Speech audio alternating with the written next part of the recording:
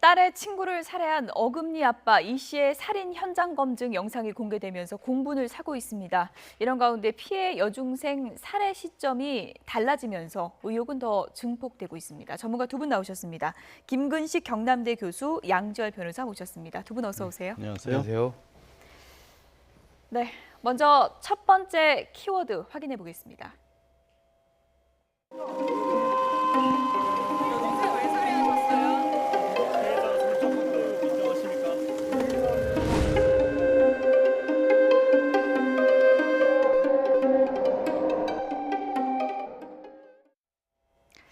그러니까 수면제를 먹인 날이 아니라 먹인 다음 날 살해했다. 이렇게 진술이 바뀌었습니다. 살해한 시점이 상당히 큰 차이를 보인 거 아닙니까? 네, 그렇죠. 당초에는 이제 아마 수면제를 먹이고 바로 딸이 밖에 나가 있는 틈을 타서 뭐 살해를 한 것이다, 말을 듣지 않아서 그런 식으로 알려졌었는데 예. 새롭게 이제 현장 검증과 경찰의 추가 조사를 하는 과정에서 처음에 수면제를 먹였고 그리고 딸은 밖에 나갔다 왔었고 그 다음 날 오후쯤에나 살해를 했다고 진술을 바꿨다는 겁니다. 그렇죠. 생각해 볼 수 있는 것은 아무래도 수면제를 이렇게 동기가 밝혀지지 않고 있는데 살해의 동기도 안 밝혀졌고 수면제를 먹인 동기도 밝혀지지 않고 있었는데 뭔가 수면제를 먹였다는 것은 이 피해 여학생을 함부로 몸을 움직이지 못하게 만들어 놓은 상태에서 뭔가 뭐 부적절한 행동을 했을 수도 있고요. 예. 또 그거를 계기로 해서 어떤 걸 강요를 했기 때문에 거기에 응하지 않으니까 이후에 살해까지 이르는 게 아닌가라고 지금 조심스럽게 추측을 하고 있는 상황인데 정확한 부분은 동기가 밝혀져야 되는데 이 부분이 가장 정말 미스테리한 상황이죠. 네. 저희가 뭐 시간대별 구성을 다시 한번 보여주시면 참 의아한 점이 한두 가지가 아닙니다. 그러니까 지난달 30일에 오후 12시 20분에 이양과 친구 A양이 자택으로 들어왔고요. 그리고 3시 40분에 이양 혼자 밖으로 나갑니다. 그리고 오후 8시 14분 이 씨가 이양을 데리러 나간 후에 부녀가 함께 돌아왔는데 당초에는 이날 살해된 것으로 알려졌었는데 진술이 바뀐 거고요. 그 다음 날을 보면요. 네, 그러니까 10월 1일 오전 11시 53분에 이양이 밖으로 나갔고요. 이 씨의 진술은 이렇습니다. 이 시간에 이양이 이제 밖으로 나갔고 내가 딸이 나가고 나서 살해한 것이다. 이렇게 이제 진술을 하고 있거든요. 이번에 이제 새롭게 드러난 사실인데요. 그동안은 이제 수면제를 먹인 상태에서 바로 살해를 하고 그 다음 날에 바로 이제 시신을 유기한 것으로 추정을 했습니다만 지금 진술이 번복돼서 새로 드러난 사실은 수면제를 먹인 다음에 거의 24시간이 다 지난 뒤에서야 그 다음 날 살해한 것으로 지금 진술을 하고 있는데 예. 저는 이 부분에서 지금 살해 동기를 직접 밝히고 있지 않습니다만 이 살해 시간대가 하루 연장돼서 밝힌 걸로 비로 본다면 예. 이 살해 동기에 관련돼서는 그동안 이 씨가 나타냈던 이 성도착증과 비슷한 어떤 행각들 있지 않습니까? 예. 보통의 어떤 성관계에 대한 게 아니라 왜곡된 성관계 그리고 굉장히 소아 성애 같은 어떤 왜곡된 것들을 가지고 있고 그다음에 성에 대한 가학적 증세 같은 게 있어서 왜냐하면 자기 몸의 문신뿐만 아니라 지금 드러난 게 그동안에 자살한 것으로 알려진 부인에게도 문신을 몸에 다 하게 했고 그다음에 부인 몸에 안에도 허벅지 중심으로 해서 정말 입에 담을 수 없는 성적 비하를 알리는 그런 내용들 섰다는 거 아니겠습니까? 예. 이제 그런 내용들을 보면 지금 또 새로운 성매매 지금 정황도 드러나고 있는 상황이어서 그동안에 이 씨 그 사람이 실제로 방송에 드러난 그 겉모습과 달리 실제 사생활에 있어서는 굉장히 추악하고 상상을 초월하는 그런 성 왜곡된 어떤 증세들을 보이고 있어서 자기 딸의 친구가 들어와서 수면제를 먹인 다음에 하루 정도를 계속 그런 식의 어떤 성적 도착적 증세를 거기에 대해서 가한 게 아닌가라는 그런 강력한 저는 의구심을 가질 수밖에 없다고 생각합니다. 그래서 그것들을 했다가 그 아이가 깨어난 다음에 그 사실을 알고 반항하거나 저항했을 때 목졸라 죽인 게 아닌가 저는 개인적으로 그런 추정도 충분히 가능하다고 생각을 합니다. 예.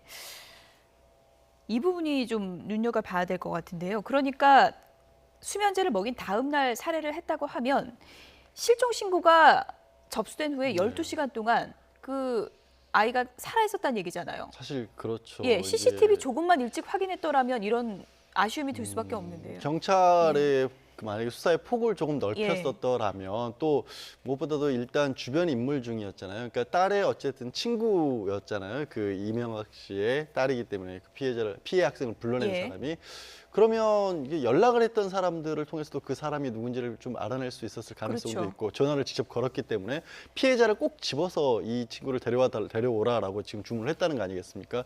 그리고 그 사람들 중에 한 사람이 바로 이 현재 지금 범인으로 밝혀진 사람인데 이미 경찰에서도 아내의 수상쩍은 죽음과 관련해서 내사를 하고 있었던 상황이 아니겠습니까? 예. 그러면 뭐 경찰로서는 당시로서는 직접적으로 압수수색을 할 만한 근거 같은 것들이 명확하지 않았다고 하지만 어쨌든 아쉬움이 좀 남는 상황이죠. 12시간이라는 상황이 한 아이의 생명을 좌우했던 한두 시간이기 시간도 때문에. 아니고요. 예, 그렇습니다. 12시간이나.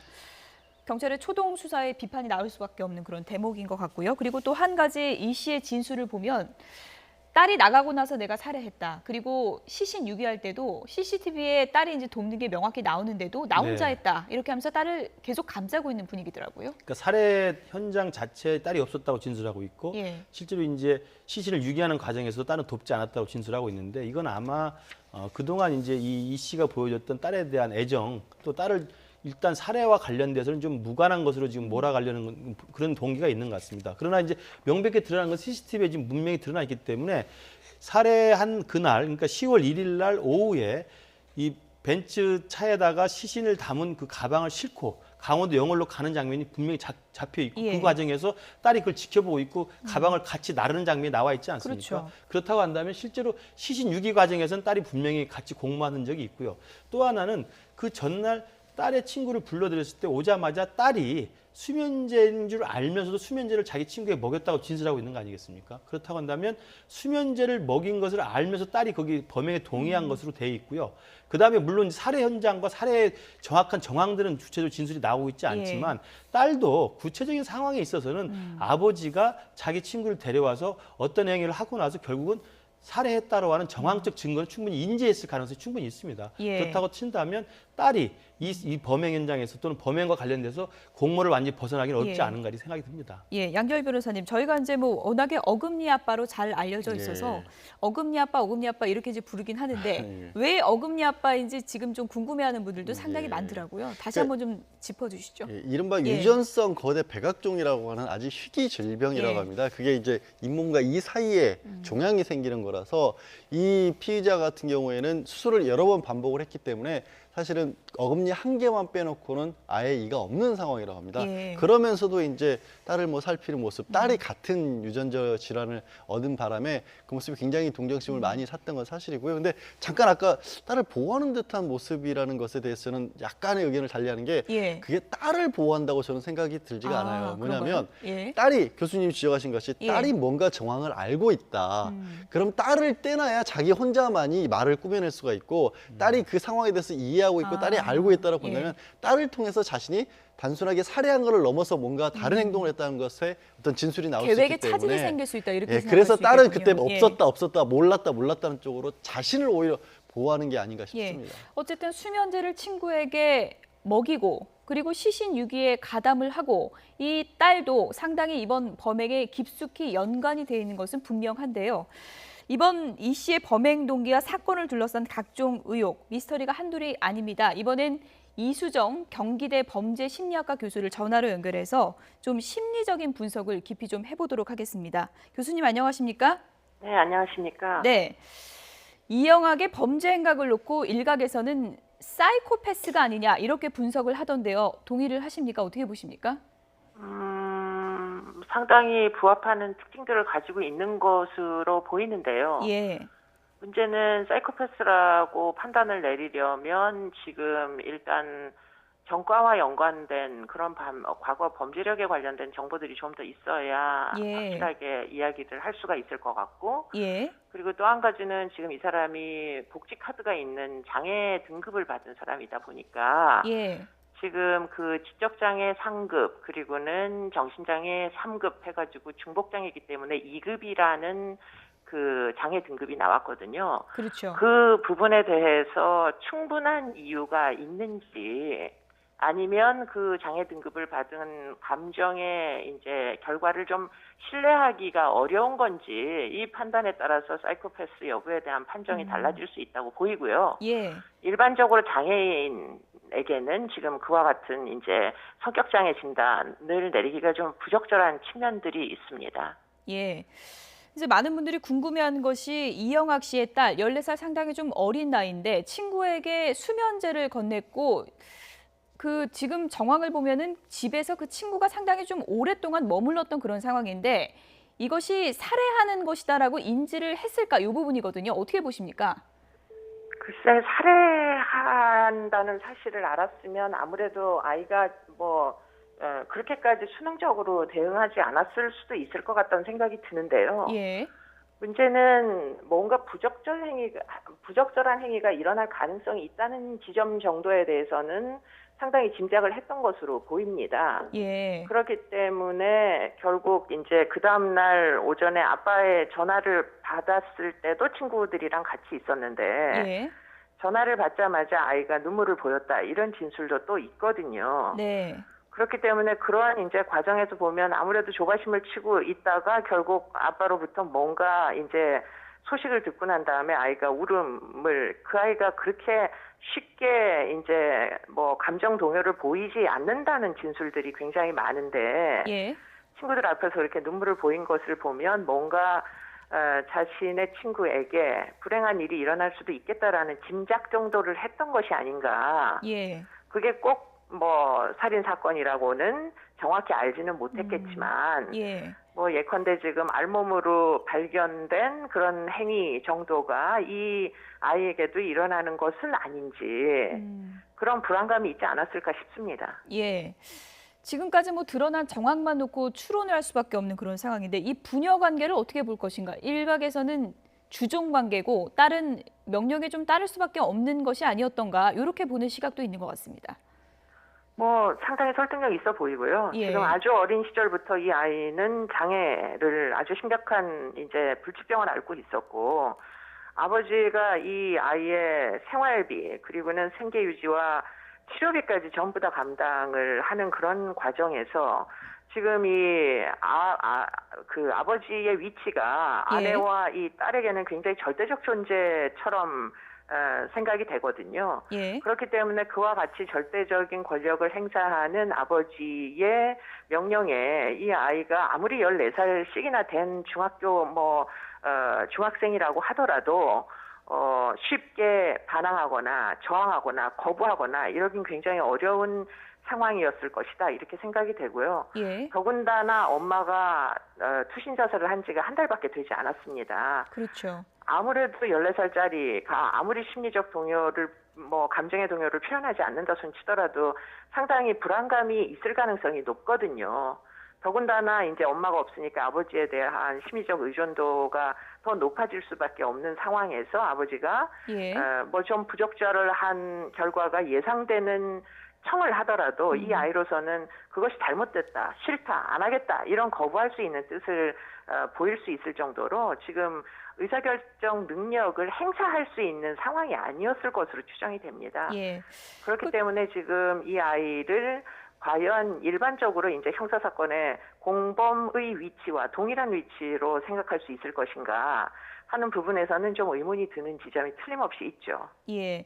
끝으로 간략하게요. 이영학 씨 같은 경우에는 뭐 처음에 횡설수설했다가 자백했다가 살해 시점도 좀 다르게 얘기했다가 이런 진술에 좀 엇갈리는 태도를 보이고 있는데요. 이런 범행을 좀 치밀하게 계획하고 진술도 좀 치밀하게 준비할 정도의 그런 뭐 상황이라고 봐야 되는 건지 아니면은 지금 좀 혼동스러운 상황으로 봐야 되는 건지 어떻게 보십니까? 지금 이제 제대로 된 자백을 한 것이 아닌가 이런 생각이 들고요. 이 사람이 전과가 18범이다 보니까 형사사법기관에서 어떤 식으로 대응하는 게 본인한테 유리한지 그리고 거짓말을 어떤 양식으로 해야 될지 너무나 잘 알고 있는 사람으로 보입니다. 예. 그러다 보니까 지금 진술 번복이 여러 번 일어나는 것으로 보입니다. 예, 도움 말씀 감사합니다. 지금까지 이수정 경기대 범죄심리학과 교수였습니다. 고맙습니다. 네, 감사합니다. 네, 양절 변호사님. 그러니까 이것이 14살 이양에게는 뭐 공범까지 보기에는 조금 무리가 되는 대목도 있다라고 이제 분석을 해주셨는데 또 다른 한편에서는 얼마 전에 또 이제 소년법 얘기도 있었잖아요. 너무 또 온정적으로 보면 안 된다 이런 시각도 있더라고요. 예. 이게 아마 법정에 가면 그 부분이 굉장히 치열하게 다퉈질 것으로 예상합니다. 지금 이수정 교수께서 설명을 하신 것은 설령 행위적으로는 어떤 행동을 같이 그러니까 뭐 살해가 됐든 아니면 납치나 이런 데 가담을 했다고 할지라도 심리적인 종속 관계에 있었기 때문에 자기 의지를 가지고 이 행동을 한 것이 아니다라고 볼 여지가 있다라고 말씀을 하신 거거든요. 근데 우리 법원에서는 그런 부분이 잘 인정이 안 됩니다. 그러니까 심리적으로 분석을 하는 것과 전문가분께서 그게 법적으로도 책임이 없다라고 하는 부분은 조금 분리돼 있는 게 우리 예. 현실이거든요. 그게 아마 어떻게 될지는 법정에서 아마 치열하게 다퉈질 겁니다. 하루하루 더 충격적인 내용들이 나오고 있는데요. 두 번째 키워드 확인해 보겠습니다. 여자도 왜 목까지 있어? 그걸 문진이? 아내는 팔에도 문신이 있었잖아. 아니 땅에. 엄마 좋아하는 거 같지?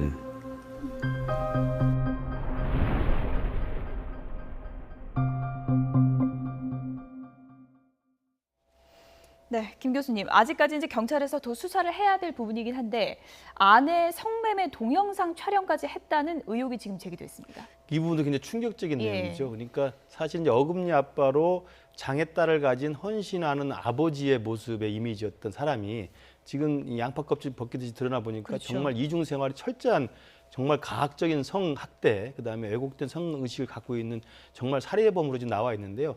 지금 충격적인 게 지금 말씀하신 것처럼 지금 한 달 전에 투신 자살한 걸로 되어 있는 부인의 성매매 동영상이 나오고 있다는 이야기여서 그뿐만 아니라 자기가 지금 살고 있는 집을 중심으로 해가지고 성매매를 알선했고 강남에 따로 특별한 어떤 퇴폐 업소를 차려가지고 성매매를 주선했다는 지금 의혹까지 나오고 있습니다. 그렇다고 한다면 아까 지금 말씀드린 것처럼 자기 딸이 친구를 데려와서 수면제를 아주 스스럼 없이 자연스럽게 먹이고 갔다 왔을 때 자기 친구가 죽어 있다는 것에 대해서 개의치 않았던 모습 자체도 예. 사실은 그동안 이 씨가 그동안 벌여왔던 성매매 자연스러운 어떤 예. 동영상이나 자연스러운 내용들을 보면서 익숙한 모습이 아니었던가라는 또 의혹도 들거든요. 예. 그래서 지금 상황에서는 이 상황은 친구의 딸에 대한 단순한 살해를 넘어서서 지금 투신 자살로 되고 있지만 예. 이 부인의 자살 문제에 대해서 과연 이 씨가 어떤 연관이 있는지에 대해서 예. 명확히 경찰이 지금 파헤쳐야 될 충분한 예. 의혹이 지금 나오고 있다고 생각이 듭니다. 부인 시신에 있었던 이마의 상처에 대해서도 예. 이렇게 진술했는데 본인이 그 성폭행당했다는 사실 알고 너무 화가 나서 때렸다고 진술하지 않았습니까? 근데 그 진술은 너무나 믿을 수가 없는 상황인 거죠. 예. 왜냐하면 이 부인이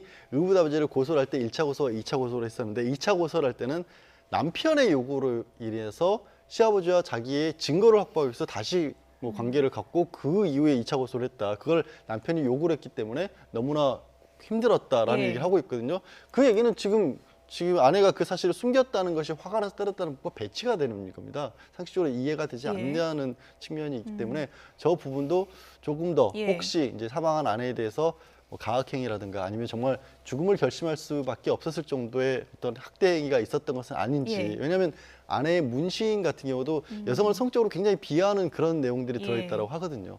간략하게요. 살해 혐의에 지금 또 성매매 이 얘기까지 나온 거잖아요. 네. 뭐 혐의에 혐의가 더해지는 그런 상황인데 경찰 수사 범위가 넓어질 수밖에 없겠습니다. 지금 일단 확보한 예. 영상 같은 것들 그리고 인터넷을 통해서 유포한 것들이 있다라는 거예요. 그 부분까지도 확대를 해야 만에 하나 그 중에 저는 정말 걱정되는 게 그 중에 비슷한 피해를 입은 다른 젊은 여성이 있을 수도 있다는 거예요. 이 이명학 씨가 인터넷을 통해서 끊임없이 어린 여성들에 대한 관심을 예. 표출했고 또 주변에서 모으려고 했다는 증거들이 있기 때문에 혹시라도 그게 그런 어떤 행동으로 이어지지 않았을까 예. 심히 우려되는 상황입니다. 수상한 행적을 넘어서 제2, 제3의 피해자가 없는지도 철저하게 좀 들여다봐야 될 것 같습니다.